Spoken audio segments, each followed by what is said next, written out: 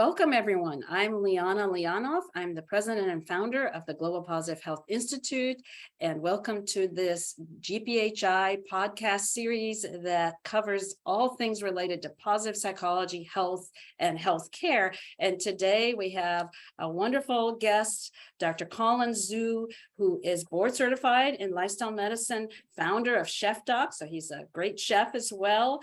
He's been a great advocate for lifestyle medicine, positive psychology, just, a lover of life and everything else. And so I'm looking forward to this dialogue and getting some bits of wisdoms from you. Welcome. No. Hi, everyone. Morning, afternoon, evening, wherever you are in the world, because, GPHI is global, right? So you got to introduce everyone across all time zones. Liana, thank you so much for having me here with you. Again, it's always a pleasure, whether it's in person, whether it's virtual. Nowadays it's more virtual that we get to see each other. But it's always a pleasure to be here with you. So thank you so much for having me. Thank you. And I should say you're a member of our GPHI Advisory Council. And so thank you for that as well. And so you've got a little bit of the inside scoop of where we are with the organization. But today we're going to step back and just look at the field more broadly. So let's dive in. What got you interested and excited in healthy lifestyles, lifestyle medicine, positive psychology? Well, my journey kind of started way before I knew anything about the American College of Lifestyle Medicine or lifestyle medicine in general, before there was even a name attached to it. My mother is a Chinese medical doctor. She groomed me towards medicine and healthcare. And I didn't come from a long line of MDs. And she's a traditional Chinese medicine specialist. And so, that world, which pretty much, over 2,000 years of history, really focuses on optimizing wellness, optimizing physical body, emotional health, all that, and prevention. And that's all I knew growing up. And when I eventually went towards medicine, I enrolled myself in an osteopathic school, which the overarching principles and philosophies is how the body is connected to physical, emotional, spiritual health. And so, I just went into that, and, long story short, I came away with it similar to a lot of our colleagues that are listening. It didn't prepare me, for the pillars of lifestyle medicine. It didn't prepare me for food. It didn't prepare me for nutrition. And so, long story short, after medical school, I took a lot of detours. And, before I matriculated into residency, and I got certified in health coaching. I went to culinary school, not just any culinary school. I went to a health supportive and plant-based culinary school. And I did all that before going into my residency training. And then after that, I just used that to enhance my career. So, I didn't find ACLM, the American College of Lifestyle Medicine, until 2013, where I joined as a resident, started the first professionals in training board with, some of the colleagues that you know of, I just had a blast and have been a member ever since, and have met amazing people like yourself, Liana, and a whole countless others. So, and I just fell in love with it. Yeah, once you get exposed to this community of professionals and beyond that are just fully passionate and engaged because of the potential, the power of this area to boost well-being it's just amazing and exciting. You can no longer look anywhere else. This is our home. We've all found our home and tribe, and that power of a healthy lifestyle is so closely linked to positive emotions. That's why it's about the behavior change and beyond. We talked about this on our podcast before, that now we're calling this the Global Positive Health Institute, because positive health is a combination of the traditional risk factors that lifestyle medicine addresses, but it also includes these other protective factors that have independent impacts on our health and well-being that need further emphasis. And that's why I started the GPHI, because we need to elevate that science and combine it into practice. And so tell us some of your favorite interventions and practices in this area, how you use it personally and professionally. Well, before, again, similarly, I knew that, positive psychology had a name attached to it. And what I love about lifestyle medicine is, or some of the things that I already practice, unbeknownst to me. And, what I love about it is it's really a profession, in my opinion, of accountability and also role modeling. And I feel like if you do not practice this yourselves, as the provider or the physician or as a healthcare professional, it's a lot more of a challenge, to be able to, teach this back or convey this back, whether it's to a patient, a client, a healthcare system. It's just a lot more challenging. It's kind of like going to a personal trainer, that's overweight and obese. Would you be able to, follow that, right? So it's really leading by example to me from my, career so far. That's the biggest tool that we can, exercise for ourselves and to be able to teach that back, for others, because I'm a huge advocate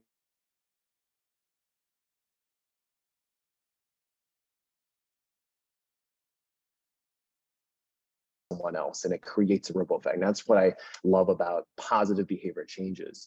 Some of the answers, some of the interventions, answering your question, a lot of things that I like to practice for myself is gratitude. All right, gratitude, positive goal setting, mindfulness, kindness, forgiveness.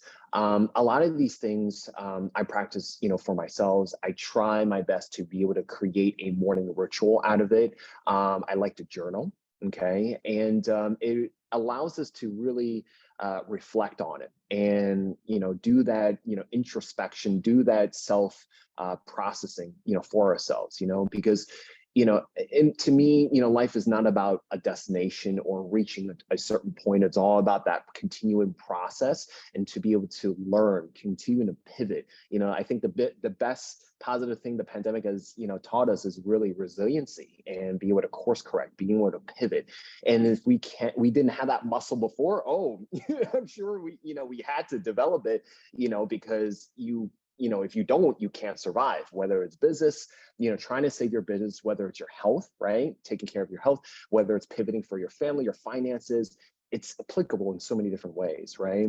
So those are the interventions that I like to practice for myself and I like to be able to share with my patients. And so to take that a little further, you clearly are passionate about this, and you've incorporated this in your life. Like say, you've got your morning ritual, etc. Then you're also a clinician, and you're seeing patients.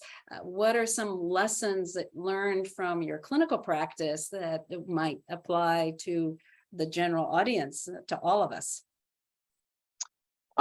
So in terms of the healthy behavior changes, when I was a primary care physician, whatever time I could carve out, we all know that within the healthcare traditional healthcare machine, we're very limited on time.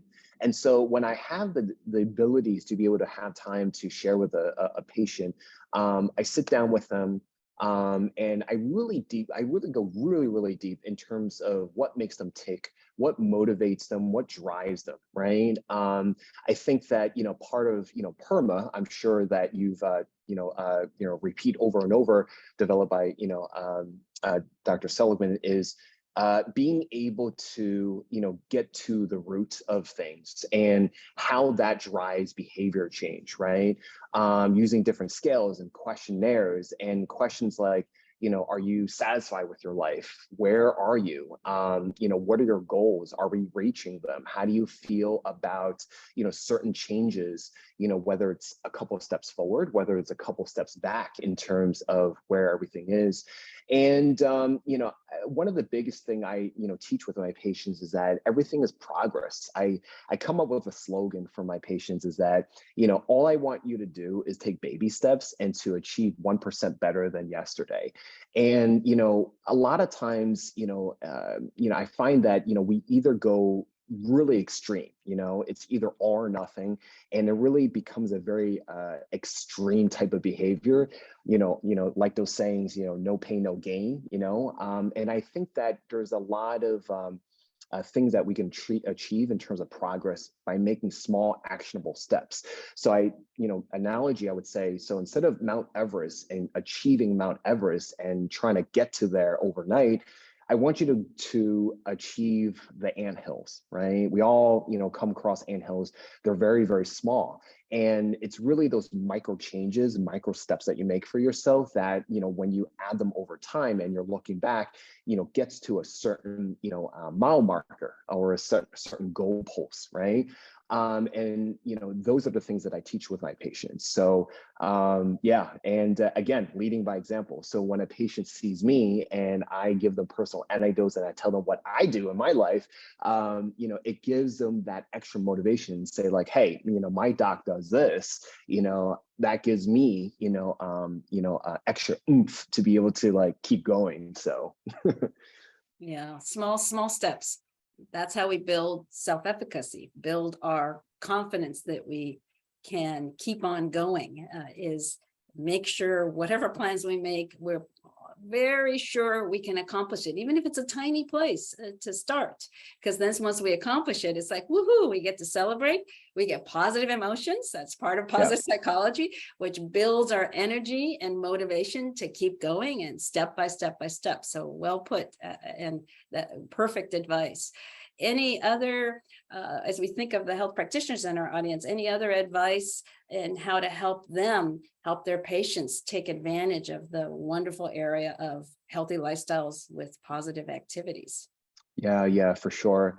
I would probably say more so for the physicians, that are working under the confines of the traditional model and, where they don't, kind of have control of their schedule, don't have control of how many patients they see, and admin and all this other burden that kind of leads towards burnout, which is, a hot topic that we continuously touch upon, is, you kind of like how you schedule patients and you have a calendar system. One tip I would advise is scheduling a half an hour, maybe like an hour, and literally just put that into your schedule, right? So, put that into your schedule, whether it's Google or, whatever you use for your calendar system, and say like, hey, this is an hour or half an hour of self-care, right? We all know that we have to do 30 minutes a day, 150 minutes per week. We have to do 2 days of resistance training. Let's just schedule that in, right? Self-care hour could be meditation. It could be reading. It could be, getting in touch with, old childhood friends to build up that social connectedness, right?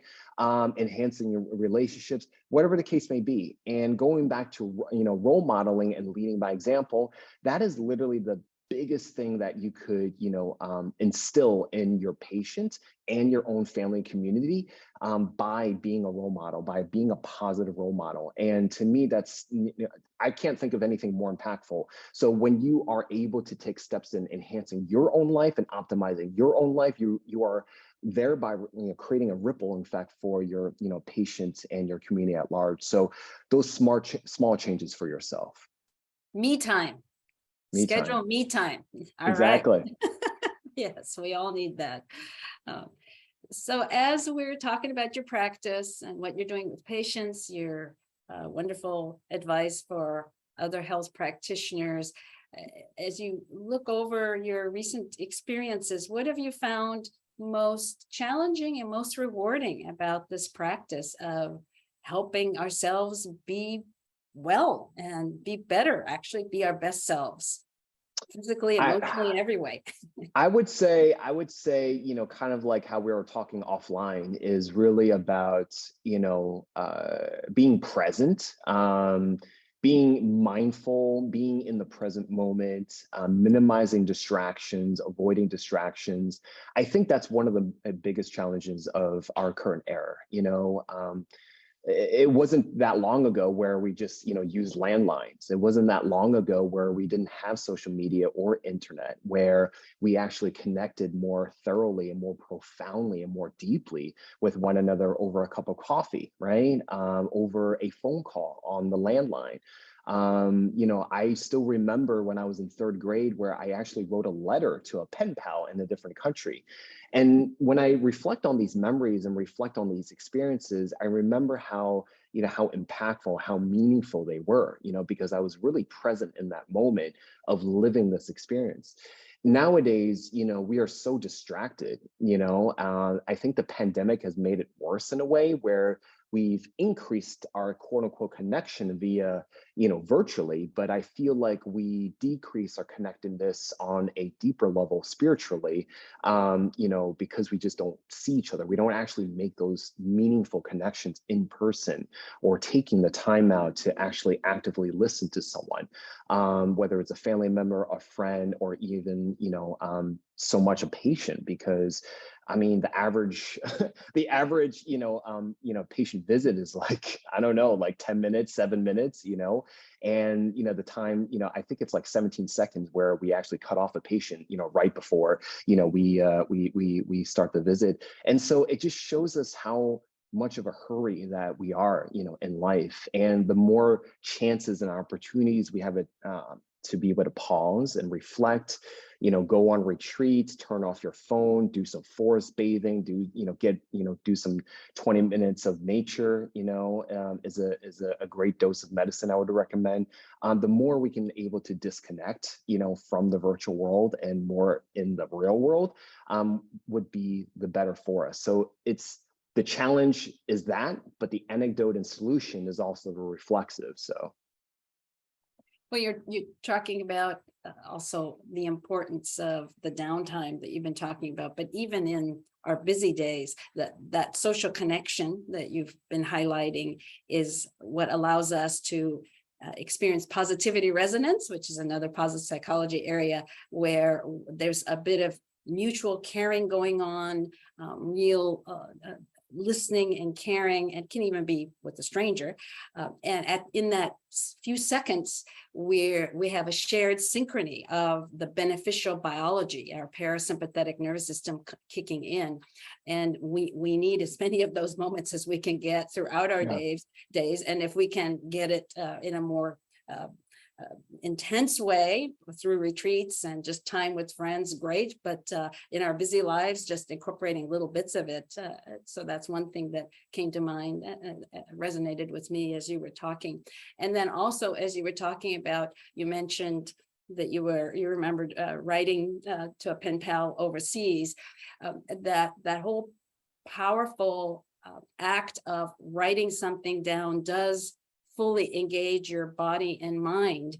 So it can be writing an action plan for ourselves, a self-care plan. I always say action plans should be written down somewhere, but if you can handwrite them, I think possibly even more powerful. And gratitude letters is another positive psychology intervention. The old-fashioned way might actually be even more powerful, but however we can get that time to just, again, reflect, connect is are pearls of wisdom.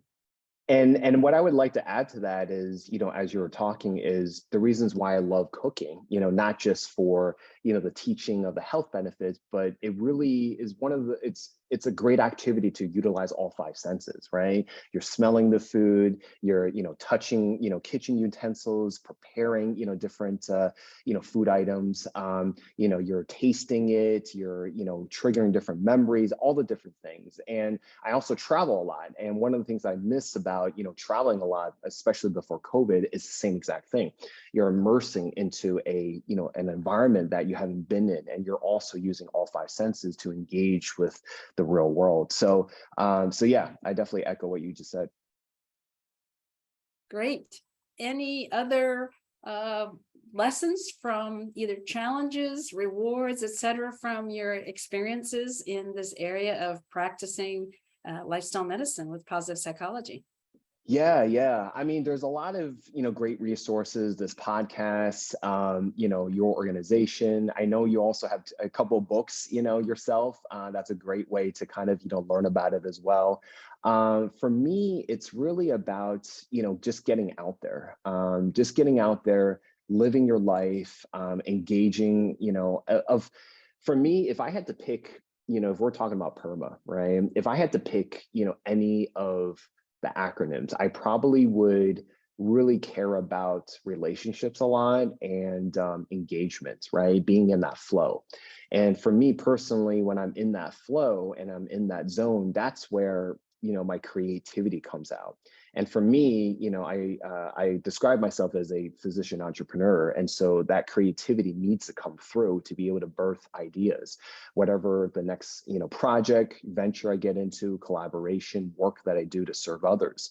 And relationships is key. The Harvard adult study for, adult development over 80 years, studying, a lot of generations really tells us that social connectedness is a positive predictor for health and longevity. And to me, I'm not a person about tangible, items, right? I'm more about the experiences, because at the end of the day, we can't take with us, when we're, passing on. It's really the memories and experiences that, you will treasure, right? So for me, it's about creating experiences in life. So yeah, the more you can engage in the real world and those experiences that are birth, the better for you. Yeah, perfect. And if there happen to be any people in the audience who are new to the Global Positive Health Institute or new to positive psychology, we've been throwing out this term PERMA. I should say PERMA is for P for positive emotions, E for engagement, R for relationships, M for meaning, and A for accomplishment or achievement. And it's been studied enough and incorporated in a number of healthy lifestyles, positive psychology programs.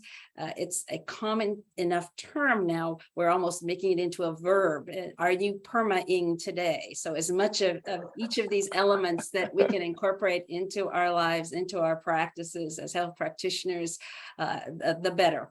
And so thank you for joining us. We keep these podcasts pretty short. And any last words of wisdom? Just go out there and thrive. That's all I can say. Well, thank you so much, Colin Zhu, for joining us today. Again, Colin is a GPHI Advisory Council member, a chef, a lifestyle medicine aficionado, positive psychology aficionado, great supporter. And it's been nice to chat with you and get some of your words of advice. And thank you to our listeners and following our podcast of the Global Positive Health Institute. And we look forward to seeing you next time. Take care, everybody.